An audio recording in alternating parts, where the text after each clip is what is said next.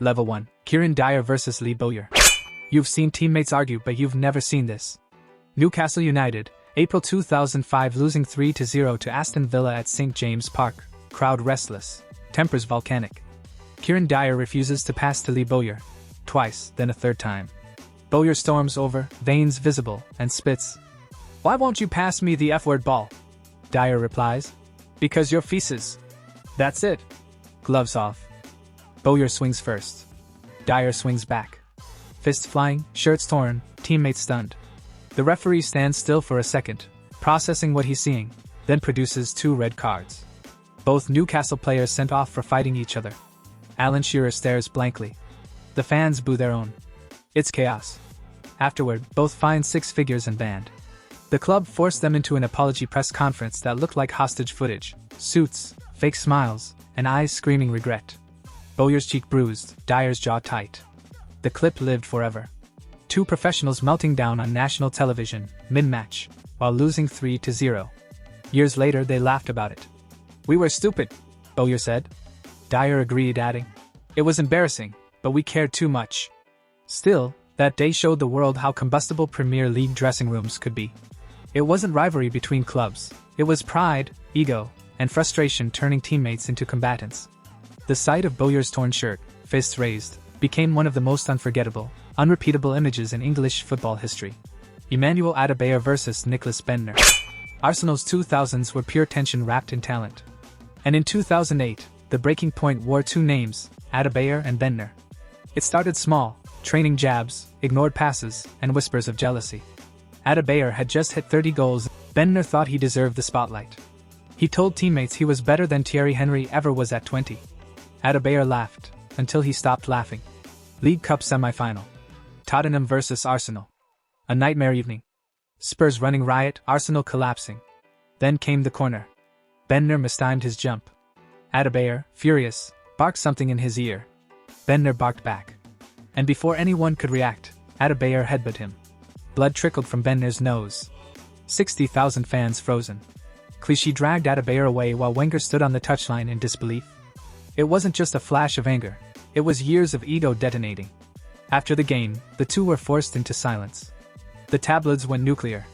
Reports claimed Adebayor shouted, "You think you're the star? You're nothing!" while Bendtner called him a jealous coward. The fallout never healed. Months later, Adebayor was gone. Bendtner stayed, but never grew. When Adebayor scored for Manchester City against Arsenal the following year and sprinted the length of the pitch to celebrate in front of Gunners fans, it wasn't just revenge on a club. It was revenge on Bendtner, a running, roaring, cathartic "I told you so." Both careers unraveled differently. Adebayor became a cult anti-hero. Bendtner, a meme before memes existed. But that headbutt? That was Arsenal's implosion frozen in one frame. Teammates turned enemies under the floodlights. Raheem Sterling vs Joe Gomez. Liverpool vs Manchester City wasn't just a title race. It was trench warfare disguised as football. Every tackle, every glare, every whisper carried months of resentment. But nobody thought it would follow them into England training camp. November 2019. Anfield had just swallowed Manchester City whole. Liverpool won 3-1. Gomez kept Sterling quiet, muscling him out, even giving him that smug shove near the touchline that cameras replayed all week. Sterling didn't forget. 24 hours later, St. George's Park. England duty. The country's best players all smiles and handshakes, until Sterling walked in, still fuming. Gomez, in good spirits, offered a handshake. Sterling saw red. "Still laughing now?" he snapped before lunging. Teammates scrambled, chairs flew back, and by the time Henderson broke it up, Sterling had Gomez by the throat. A scratch under the defender's eye said everything. Southgate's response was instant.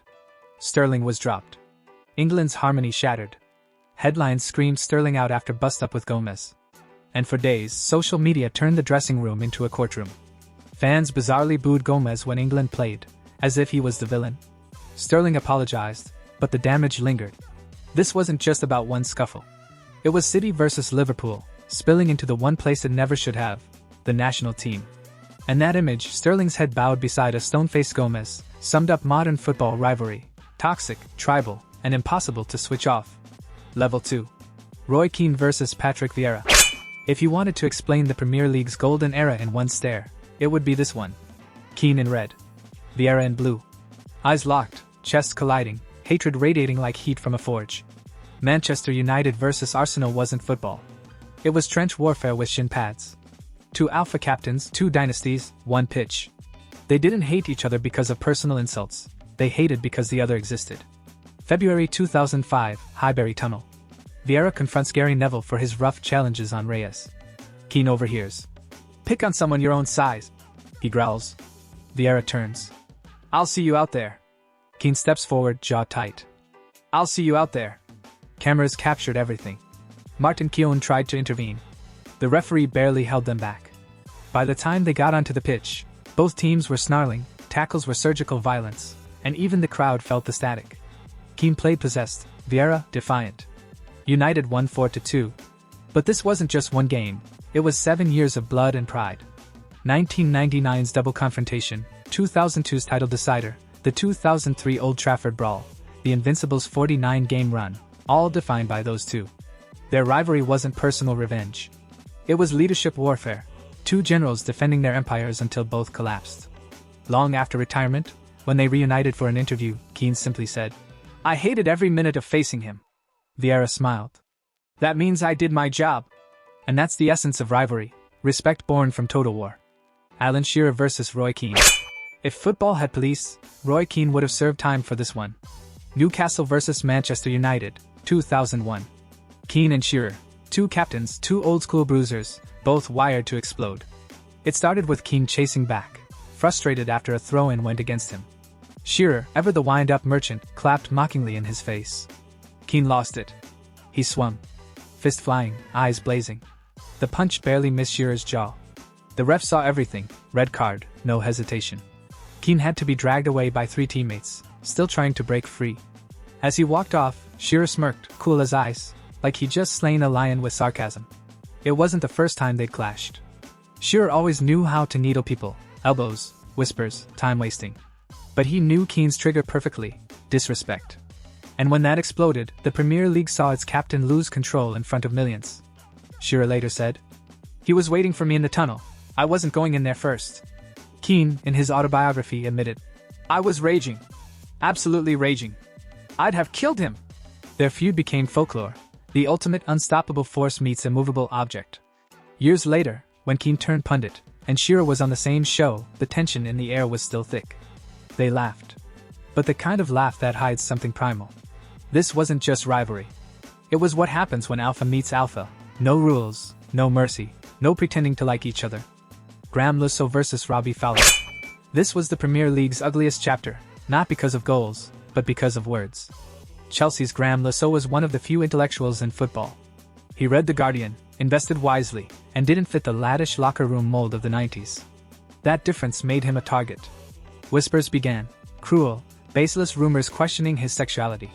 A decade before inclusion was even a conversation, Lusso faced taunts on every pitch. Most ignored them. Fowler didn't. Liverpool vs Chelsea, 1999. Fowler scores, turns to Lusso, and points mockingly to his backside, a vile gesture seen by everyone. Lusso snapped. Minutes later, he hammered into Fowler with a tackle born of months of pent-up anger. Both booked. After the match, outrage erupted. The FA fined Fowler £60,000, one of the heaviest in Premier League history at the time. He apologized, but the damage stuck. Lusso spoke later about how isolated he felt. "It was relentless. You couldn't escape it." Years later they met again, both older, wiser. Fowler approached him before kickoff, apologized sincerely, and Lusso shook his hand. But the hurt never truly vanished. It wasn't rivalry of footballing equals. It was rivalry of culture, of ignorance versus intelligence, of one man's resilience against the cruelty of his peers. A reminder that sometimes the ugliest battles happen off the ball. Level 3. Wayne Rooney versus Cristiano Ronaldo. It started with friendship, ended with betrayal. Two prodigies, same team, same dream, until one moment in Germany split them apart. World Cup 2006. England versus Portugal. Quarter-final. Rooney chasing the ball, tangles with Ricardo Carvalho, loses balance, and stamps. The ref sees it. Whistle blown. Players swarm. And from nowhere, Cristiano Ronaldo storms in, demanding punishment. Then that wink. That infamous wink. Rooney sent off. England eliminated. Ronaldo walks back to his teammates, smirking. The camera zooms. The entire nation explodes.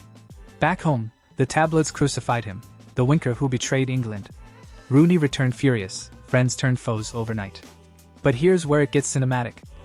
2 months later, they walk into Manchester United training together.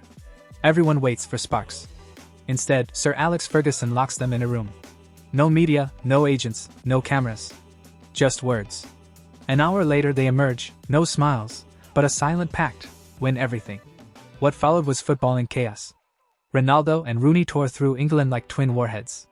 Champions League, Premier League, FA Cup, United conquered all, powered by two men who hated and needed each other in equal measure.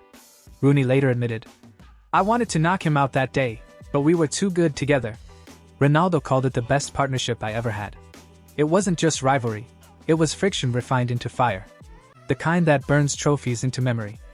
Luis Suarez vs Patrice Evra. This one went beyond football. It went into history books for all the wrong reasons. Liverpool vs Manchester United, 2011. A typical fiery fixture, but this one turned poisonous. Midway through the match, Evra accused Suarez of using a racial slur multiple times. The ref noted it. The FA investigated. Weeks later, the verdict, guilty. 8-match ban, £40,000 fine, global outrage. Liverpool stood by Suarez, United by Evra. What followed was chaos, statements, interviews, protests.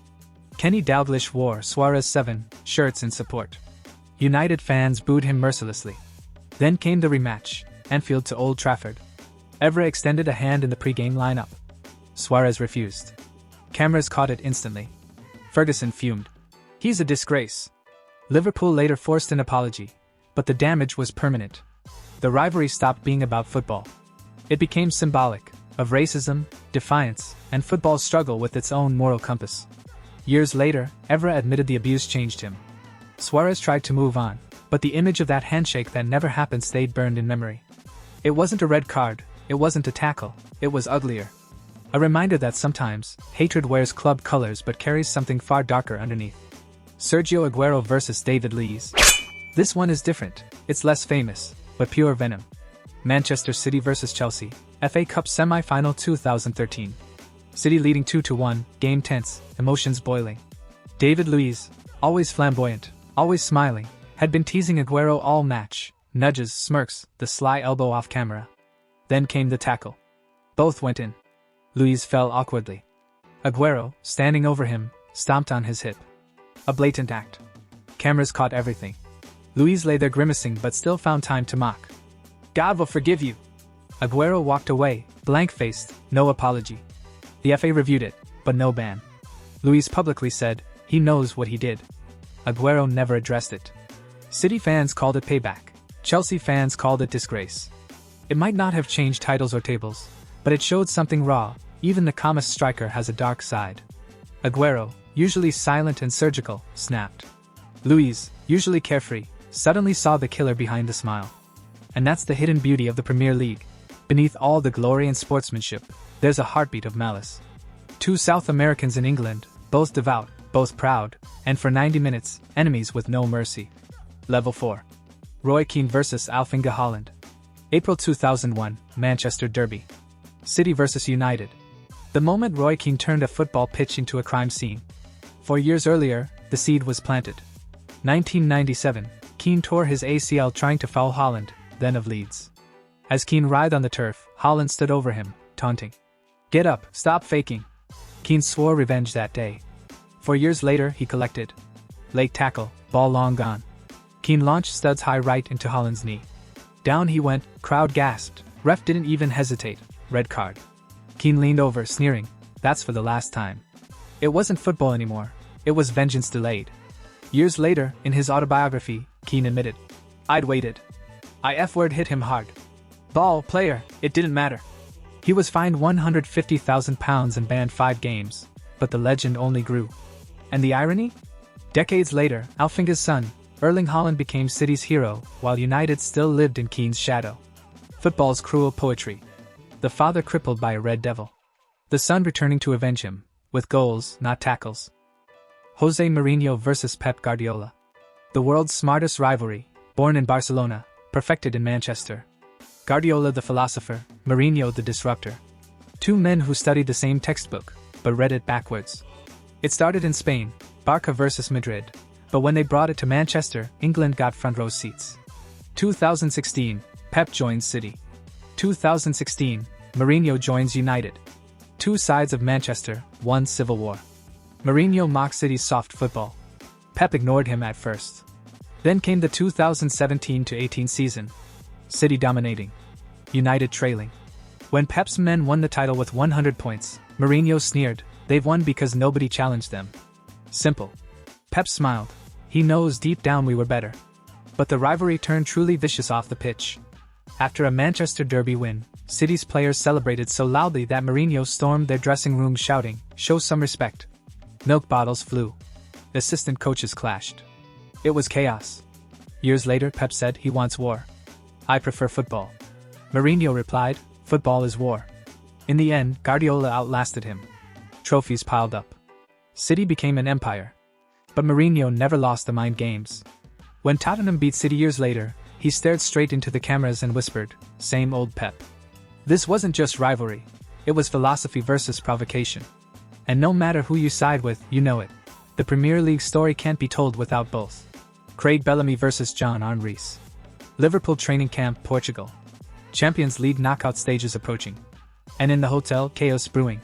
The night began with karaoke. John Arne-Rees refused to sing. "I'm not doing that," he said. Craig Bellamy, notorious hothead, didn't take it well. Drinks flowed, tension rose. That night, Bellamy burst into Rees's room at 2 a.m., golf club in hand. He swung at him, missing by inches, yelling, "Sing the F-word song!" Teammates separated them. Fines followed. Liverpool's morale? In ruins. Then came the twist. A few days later, Barcelona vs Liverpool at Camp Nou. Scoreline 1-1. Guess who equalized? John Arne-Rees. Assist from Craig Bellamy. Bellamy celebrated by miming a golf swing right in front of the cameras. The audacity, the poetry. Liverpool advanced, the feud froze in time. Two men tied by violence, revenge, and one of football's most ironic goals. Rees later said, "We laughed about it after. But that night? I thought he'd lost his mind." Bellamy admitted, "Yeah, I snapped. But I also set him up, didn't I?" A toxic brotherhood that somehow delivered glory. Level 5. Sir Alex Ferguson vs Arsene Wenger. This wasn't two managers, it was two empires colliding. Ferguson, the iron-fisted ruler of Old Trafford. Wenger, the French professor who brought artistry to chaos. 1996, Wenger arrives. Calm, intelligent, revolutionary. Ferguson scoffs. "They say he's intelligent? He speaks 5 languages. I've got a dog that speaks 2. The tone was set. By 1998, Arsenal dethroned United, double winners, the first real challenger to Ferguson's throne. Ferguson responded the only way he knew how, psychological warfare. Every press conference became a bullet. "They can't handle the pressure, they'll bottle it." Wenger fired back. "Maybe he's worried about us." Then came the early 2000s, the golden years of venom. Keane vs Vieira. Van Nistelrooy vs Keane. The Battle of Old Trafford in 2003. Arsenal's invincibles refusing to lose, surrounding the ref, Keane screaming in Van Nistelrooy's face. The FA fined Arsenal £175,000. Wenger didn't care. He said, "We showed we are men." 2004. Arsenal went unbeaten. Ferguson muttered, "The achievement is one thing, but they had a lot of luck." 2005. United knocked Arsenal out of the FA Cup final. Revenge served cold. 2008. Wenger called Ferguson obsessed. Ferguson called him a voyeur. It was theatre, ego, and philosophy waging war. By the time it ended, they'd shared 15 years of psychological scars and grudging respect. When Ferguson retired, Wenger was one of the few men he invited to his home for a drink. Enemies in public. Equals in private. Two generals whose rivalry defined the modern Premier League. Ashley Cole vs Arsenal. Some rivalries burn on the pitch. Others burn through contracts. Ashley Cole's betrayal was the spark that defined modern football greed. 2006. Arsenal's Invincibles era fading. Cole, best left back in England, wanted a pay rise. Arsenal offered £55,000 a week. Chelsea offered £90,000. Then came the meeting. Cole, his agent, Mourinho, and Chelsea's chief executive, in a hotel room, behind Arsenal's back. Illegal, a breach of FA rules. When Arsenal found out, they were furious. Cole's fine? £100,000, but the real punishment came from the fans. He was branded Cashley Cole, his face booed at every Emirates return. Fake £20 notes printed with his face showered from the stands. Cole said later, "I was 1 second away from throwing my phone at the wall when Arsenal made that offer. I felt betrayed." But to the fans, he was the betrayer. When he joined Chelsea, the hate turned to obsession. Every tackle, every foul, every sneer became theatre. And when Chelsea lifted trophies while Arsenal collapsed, Cole's grin said it all. "I chose right." The rivalry wasn't Arsenal versus Chelsea anymore. It was Ashley Cole versus Arsenal Football Club. A personal Cold War that never melted. Joe Cole versus Avram Grant. Every footballer has that one manager who doesn't believe in them. But few stories sting quite like Joe Cole's. Jose Mourinho's Chelsea was imploding, and Avram Grant, quiet, awkward, unpopular, stepped in. He didn't have the locker room, he didn't have the aura, and worst of all, he didn't have Joe Cole's respect. Cole, creative and English, believed in flair.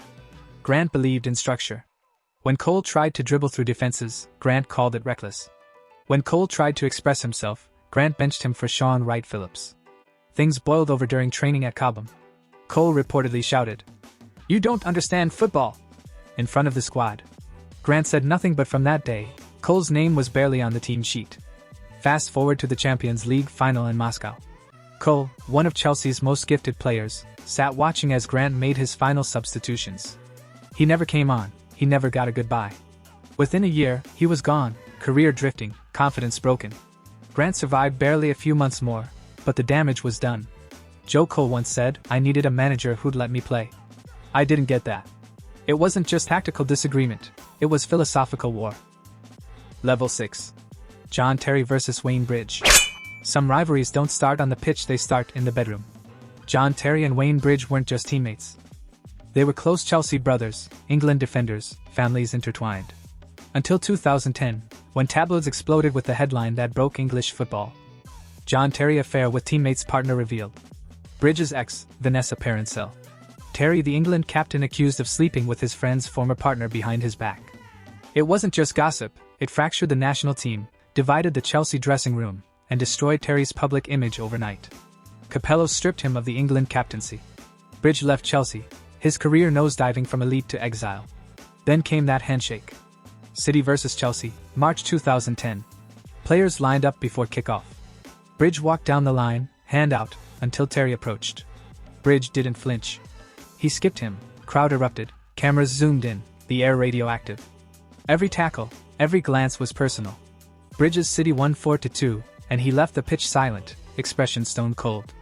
That was the end of friendship, the end of loyalty, and the moment the Premier League realized. Some rivalries live where no whistle can reach. Cesc Fabregas vs. Arsenal. If loyalty had a transfer clause, Cesc Fabregas would have broken it. He arrived at Arsenal as a boy, 16 years old, eyes wide, hands trembling as Wenger called him our future. By 21, he was captain. By 23, he was their hope. Then Barcelona called, his childhood dream. In 2011, he went home. Arsenal understood, mostly. But 3 years later, the story twisted. Wenger had a buyback option, and said no. He had Ozil now. Chelsea didn't hesitate. Fabregas walked into Stamford Bridge, put on blue, and said, "I'm here to win." The Arsenal faithful lost it. When he returned to the Emirates, the boos were deafening. They hurled fake money. They sang "You sold your soul." And he just smirked. Assisting Costa, dictating the tempo, and walking away with a league title in his first season under Mourinho. In one interview he said quietly, "I'll always love Arsenal, but I don't need to prove that anymore." Cold. Brutal. He didn't betray them for money, he betrayed them by thriving without them. And that, for Arsenal fans, hurt far worse. Carlos Tevez vs. Sir Alex Ferguson. You can't write Premier League history without this act of rebellion.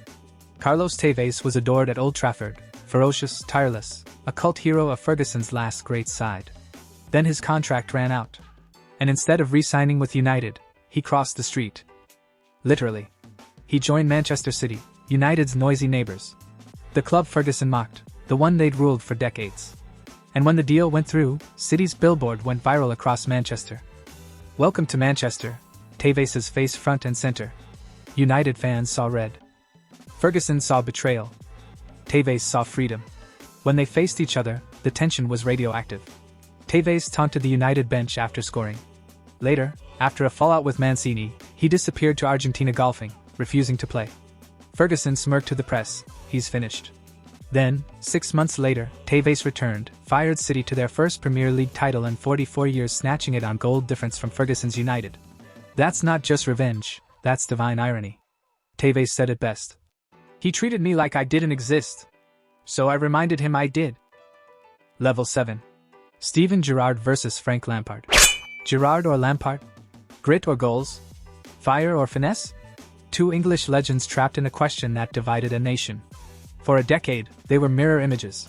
Gerrard, Liverpool's soul. Lampard, Chelsea's machine. Both midfielders. Both leaders. Both impossible to leave out. But England couldn't make them work together.